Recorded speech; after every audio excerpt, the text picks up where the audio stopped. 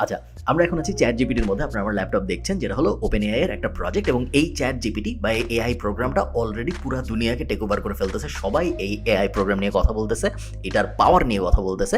GPT is a type of artificial intelligence model built by OpenAI. Write me an essay on X and then write an essay on X. Maybe you've heard of it. If you haven't, আমরাও এটা একটু test করব এখন এবং তারপরে আমরা চিন্তা করব কিভাবে আমরা ChatGPT ব্যবহার করে বা OpenAI ব্যবহার করে আয় রোজগার করতে পারি। বাট ফার্স্টে আমরা চলেন দেখি যে ChatGPT আসলেই কতটা পাওয়ারফুল। আমরা ওকে কিছু একটা করতে বলি, আমরা বলি যে write me a poem about Bangladesh.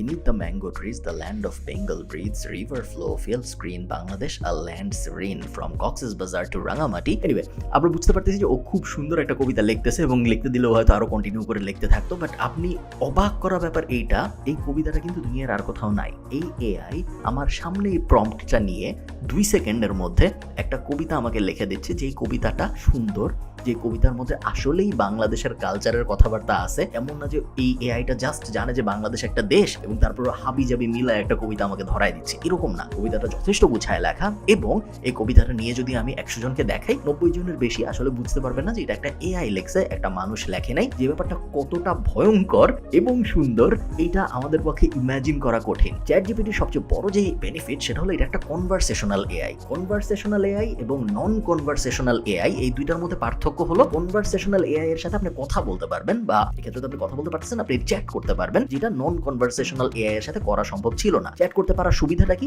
এখন আমি এটাকে বলতে পারি, ওর মনে আছে যে ও আমাকে কবিতাটা অলরেডি লিখে দিছে। তো এখন আমি যদি ওকে বলি the poem is good but right it to me again in Shakespeare's style, কথার কথা। এটা যদি আমি বলি, ও এই কবিতাটা আমাকে আবার লিখে দিবে। দেখেন, কিন্তু এবারও শুরু করছে oh Bangladesh, the verdant fields and hills, একদম শেক্সপিয়ারিয়ান একটা স্টাইলে কিন্তু আমাকে সেম কবিতাটা আবার লিখে দিচ্ছে। তার মানেটা কি? তার মানে হলো ও ফার্স্টে একটা জিনিস লিখছে, এরপর ও যখন আমার কাছ থেকে একটা প্রম্পট পাইছে, ও বুঝতে পারছে যে আগের যে জিনিসটা ও লিখছিল ওইটার মধ্যে আমি কি কি চেঞ্জ চাচ্ছি এবং ওইটার উপর ভিত্তি করে ও আবার আমাকে কিন্তু একটা চেঞ্জড রেজাল্ট ডেলিভার করতে পারতেছে, যেটা একটা ভয়ঙ্কর ব্যাপার। এবং এইটা যে শুধু লেখালেখি করতে পারে তা না। আমি যদি ওকে এখন বলি 1000 ওয়ার্ডের একটা আর্টিকেল লিখে দিতে, ও 2 সেকেন্ডের মধ্যে আমাকে লিখে দিতে পারবে। যে আর্টিকেলটা হবে ইউনিক, যে আর্টিকেলটা দুনিয়ার আর কোথাও নেই, এবং যে আর্টিকেলটা হবে যথেষ্ট ইনফরমেটিভ। বাট তাই না, ও কিন্তু কোডও লিখতে পারে। আমি যদি এখন ChatGPT কে বলি ফর এক্সাম্পল যে write me a Python code for a basic mortgage calculator,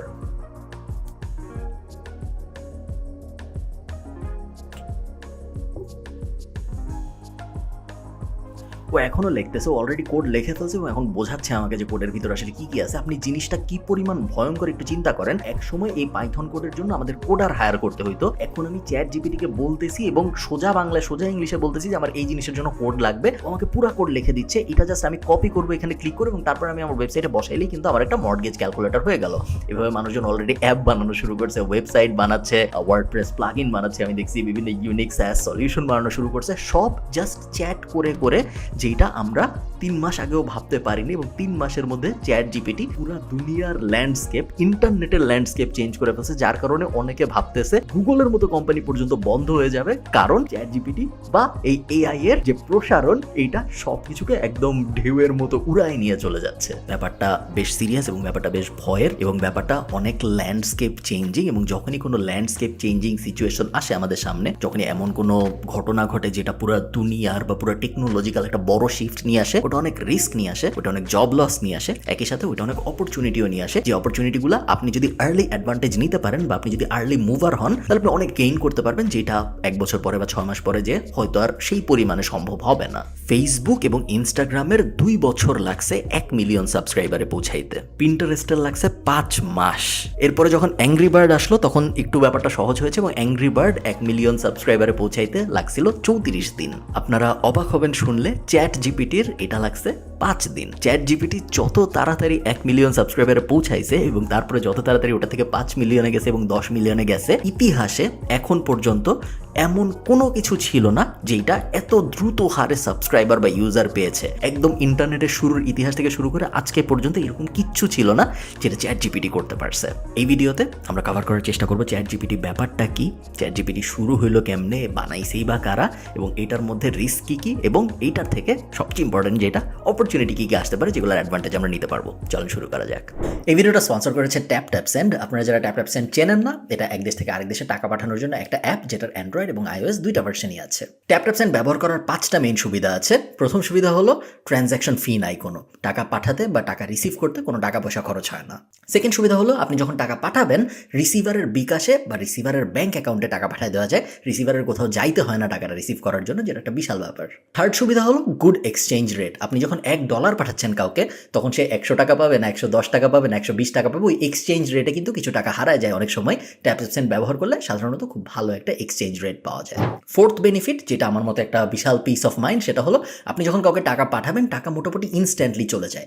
1 দিন 2 দিন 3 দিন অপেক্ষা করতে হয় না, মোটামুটিভাবে সাথে সাথেই টাকাটা পাওয়া যায়, যেটা একটা বিশাল ব্যাপার।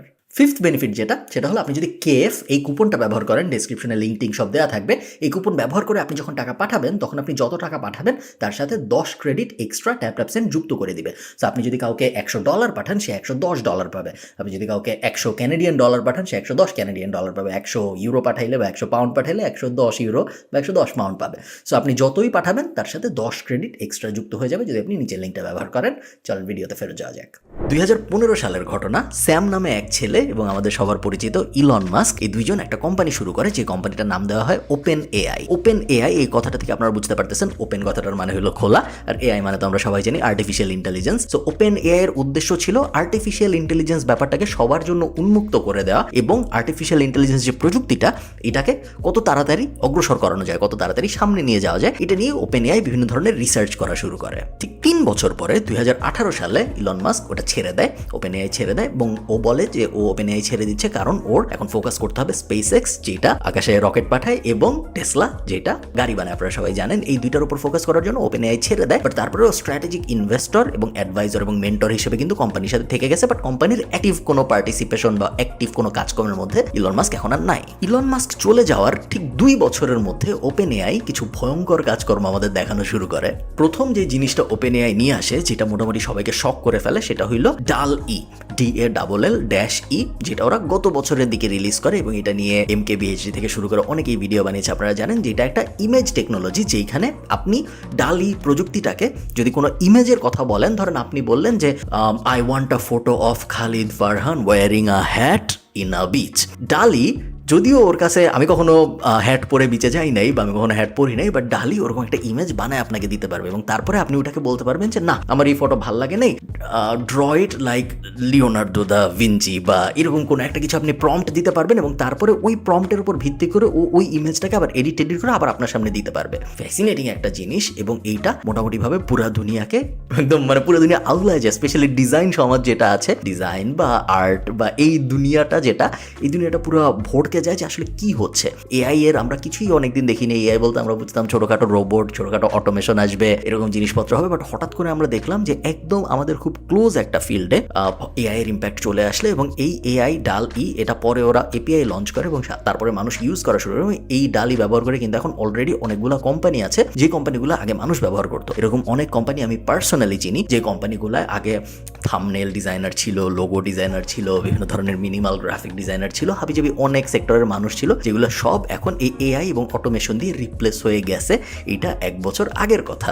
DALL-E এর সফলতার পরে সবাই ভাবতেছিল যে এইবার OpenAI কি নিয়ে আসবে, এর পরের প্রজেক্টটা কি হবে, এবং তারপরে নভেম্বরের একদম শেষের দিকে 2022 সালে ওরা লঞ্চ করে ChatGPT নামটা থেকে আপনারা বুঝতে পারতেছেন, এবং ভিডিও শুরুতে আমি তো ডেমনস্ট্রেশন দেখাইলাম যে ChatGPT আসলে কিভাবে কাজ করে। এটা একটা কনভারসেশনাল AI, যেটাকে আপনি কথা বলে বলে বিভিন্ন জিনিস করতে বলতে পারবেন, এবং এই মুহূর্তে এটা শুধু লিখিত কথার উত্তর দেয় এবং বিভিন্ন ধরনের কোড দেয়। বাট খুব শীঘ্রই আমরা বুঝতে পারতেছি, যেহেতু DALL-E টাইপ প্রজেক্টও OpenAI এর প্রজেক্ট এবং ChatGPT ও OpenAI এর প্রজেক্ট, সো কিছুদিন পরে আমরা ChatGPT-র মাধ্যমে লিখে বিভিন্ন জিনিস বলতে পারবো, এবং ChatGPT উত্তরে আমাদের ছবি দিতে পারবে, লেখা তো দিতেই পারে অলরেডি, কোড তো অলরেডি দিতেই পারে, গান লিখতে পারে, কবিতা লিখতে পারে, বই লিখতে পারে, আর্টিকেল লিখতে পারে, ব্লগ পোস্ট লিখতে পারে। ChatGPT এমন কিছু নাই যেটা এখন মোটামুটি পারে না, যেইটা মার্কেটিং সমাজ তো বটেই, ডিজিটাল দুনিয়ায় কাজকর্ম করে বা আর্টিফিশিয়াল ইন্টেলিজেন্সে আগ্রহী বা স্টার্ট আপ কালচারে আগ্রহী বা বিজনেস দুনিয়ায় আগ্রহী এরকম সবাইকে একদম শেকেন আপ করে ফেলছে যে এটা কি হইল। এই কারণে চ্যাট জিপিটি পাগলের মতো প্রসার ঘটাচ্ছে, প্রত্যেক দিন মিলিয়ন মিলিয়ন নতুন ইউজার আসতেছে এবং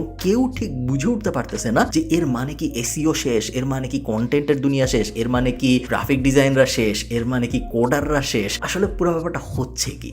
টাইমস পত্রিকা চ্যাট জিপিটি নিয়ে একটা আর্টিকেল পাবলিশ করছে গত ডিসেম্বরের শেষের দিকে, আমার এক্সাক্ট ডেটটা মনে নেই, যেখানে ওরা বলেছে যে এই প্রথম একটা এআই সলিউশন পাওয়া গেল। আর্টিফিশিয়াল ইন্টেলিজেন্স নিয়ে কিন্তু কথা হচ্ছে অনেক দিন ধরে, 15 বছর বা 20 বছর ধরে কথা হচ্ছে, বাট এই 15-20 বছরের মধ্যে এই প্রথম একটা সলিউশন পাওয়া গেছে যেটা আসলেই মানুষকে প্রপারলি রিপ্লেস করতে পারে, যেটা আগে কখনো কোনো কিছু পারে নাই।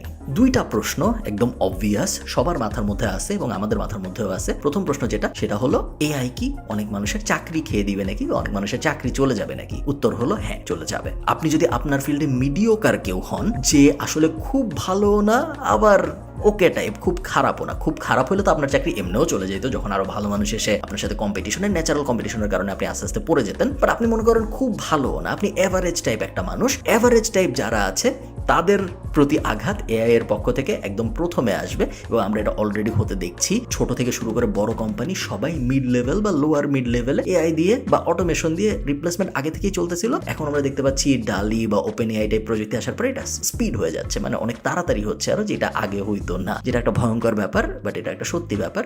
এবং আনফর্চুনেট হলেও সত্য, থার্ড ওয়ার্ল্ড কান্ট্রিতে আমাদের মতো দেশ যেগুলো, বাংলাদেশ টাইপ দেশ বা ইন্ডিয়া টাইপ দেশ বলেন বা শ্রীলঙ্কা, এই টাইপ দেশ, যেসব দেশে ফ্রিল্যান্সাররা যখন কাজকর্ম করে তাদের অধিকাংশই, সবাই না, তাদের অধিকাংশই লো টায়ার কাজকর্ম করে, এমন কাজকর্ম করে যেসব কাজকর্মের জন্য খুব বেশি ব্রেইন পাওয়ার বা খুব বেশি ইন্টেলিজেন্সের প্রয়োজন হয় না। যেমন ধরেন ডেটা এন্ট্রি করছে বা লিড জেনারেশন করছে বা এভারেজ টাইপ লোগো বানাচ্ছে বা এভারেজ টাইপ ডিজাইন টেমপ্লেট বানাচ্ছে বা বেসিক ওয়েবসাইট বানাচ্ছে, যেগুলোর জন্য খুব অ্যাডভান্স লেভেলের ব্রেইন ক্যাপাসিটি বা স্কিল প্রয়োজন হয় না। এরকম ফ্রিল্যান্সারের সংখ্যা আমাদের আশপাশে অনেক বেশি এবং এরকম লেবার পুলের সংখ্যা আমাদের ইকোনমিতে অনেক বেশি। আনফর্চুনেটলি এই সব কিছুই এআই এর আঘাতে প্রথম পড়বে, এটা প্রেডিকশন না, এটা অলরেডি হচ্ছে এবং যতই দিন যাবে ততই এটারও বেশি হবে। বলা হচ্ছে আগামী 10 বছরের মধ্যে এআই এভারেজ সাইজ ইন্টেলিজেন্সের হাফ খেয়ে ফেলবে। তার মানে হলো এভারেজ সাইজ ইন্টেলিজেন্সের যদি আপনার কোম্পানিতে এখন 50 জন চাকরি করে, 10 বছরের মধ্যে তার ওই কোম্পানিতে এমপ্লয়ি সাইজ হয়ে যাবে 25, বাকি 25 এআই এবং অটোমেশন দিয়ে রিপ্লেস হয়ে যাবে। এবং এই জিনিস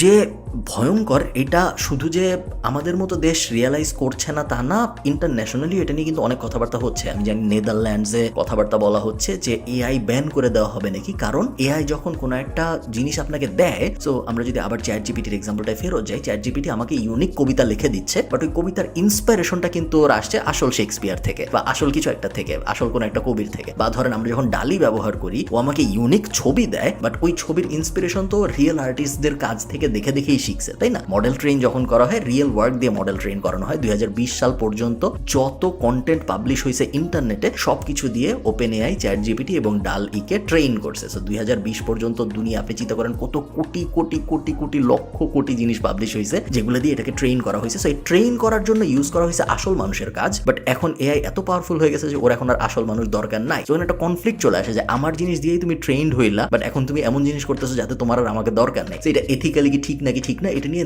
নেদারল্যান্ডস সহ কয়েক জায়গায় কথাবার্তা হচ্ছে এবং অনেক জায়গায় এআই কে ব্যান করা হবে নাকি এটা নিয়েও কথাবার্তা হচ্ছে। গার্ডিয়ানে একটা রিসেন্ট আর্টিকেল আসছে, একদম গত সপ্তাহের একটা আর্টিকেল, যেখানে অস্ট্রেলিয়ায় অনেক ইউনিভার্সিটি এখন হাতে কাগজ কলমে পরীক্ষা নেওয়ায় ফেরত গেছে। তার কারণ অস্ট্রেলিয়ান সব ইউনিভার্সিটির স্টুডেন্টরা, তাদেরকে যখন কোনো টাস্ক দেওয়া হচ্ছিল, তাদেরকে যখন এসে দেওয়া হচ্ছিল বা কোনো একটা আর্টিকেল লিখতে দেওয়া হচ্ছিল বা কোনো একটা রিসার্চ পেপার লিখতে দেওয়া হচ্ছিল, ওরা চ্যাট জিপিটিতে যাচ্ছিল, যে বলতেছিল right me a research paper about this, এবং মানুষ বোঝার আগে চ্যাট জিপিটি কিন্তু রিসার্চ পেপার পাবলিশও করছে কয়েকজন, যেটা বিজ্ঞানীরা পর্যন্ত বুঝতে পারে নাই বা রিসার্চাররাও পর্যন্ত বুঝতে পারে না যে এটা আসলে মানুষ লেখেন, এটা এআই লেখছে। But is Elon Musk's latest weapon a threat to education or an asset? For that question, there's no easy answer. Trying to come up with a way to combat AI plagiarism before school and university returns to the classroom. For many teachers, that means paying attention. এই প্রবলেমটা real problem এবং এই কারণে ওরা আবার কলম কাগজে ফেরত গেছে পরীক্ষা নেওয়ার জন্য। বিভিন্ন মানুষ এই প্রবলেমকে বিভিন্নভাবে সলভ করার চেষ্টা করতেছে। আমাদের ভাবতে হবে আমরা কিভাবে এই প্রবলেম সলভ করতে পারি।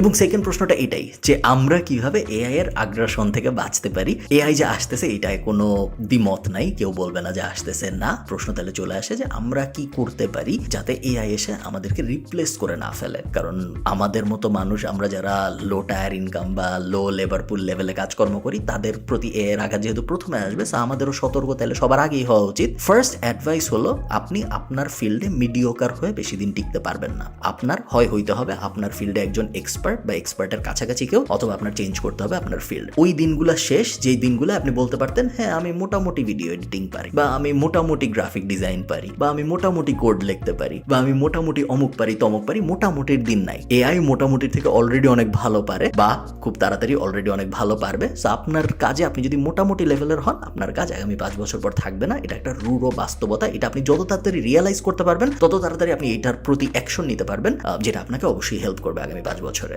2 নাম্বার কথা হলো 2023 এবং এই দশকটা পুরা 2021 থেকে 2030 এই পুরা সময়টা হতে যাচ্ছে এআই এর উপরে রেভলিউশনাইজড বিজনেস বিল্ডিং এর জন্য একদম স্বর্গরাজ্য বা একদম স্বর্গীয় স্বর্ণযুগ আপনি যদি বলেন, যদিও এটা 10 বছর, বাট স্বর্ণযুগ, ইউ গেট দ্য আইডিয়া। এই সময় আমরা অলরেডি 2022 শেষ হাফ এবং 2023 মাত্র শুরু হয়েছে যখন আমি এই ভিডিও রেকর্ড করতেছি। অলরেডি আমি প্রত্যেক দিন মিনিমাম 10 থেকে 15টা বিজনেস দাঁড় হইতে দেখতেছি, যেগুলা শুধুমাত্র ওপেন এআই এর এপিআই ব্যবহার করে চলতেছে। ওপেন এআই একমাত্র এআই ইঞ্জিন না, ওপেন এআই একমাত্র অটোমেশন সলিউশন না, ডালি এবং জিপিটি ছাড়াও আরো অনেক কিছু আছে, বাট শুধু এটার উপরে আমি প্রত্যেক দিন 10 থেকে 15টা সলিড বিজনেস দাঁড় হইতে দেখছি। গত 6 মাসে আমরা দেখছি, আপনি যদি appsumo.com টাইপ কোনো জায়গা, যে কোনো মার্কেট প্লেস যদি আপনি ফলো করেন, আপনি দেখছেন যে কন্টেন্ট অটোমেশনে, এআই কন্টেন্টে, তারপরে এআই থাম্বনেইলে, তারপরে এআই কোডে, তারপরে প্ল্যাজিয়ারিজম চেকারে কত ইনোভেশন যে আসছে, এবং এই ইনোভেশন আসতেই থাকবে।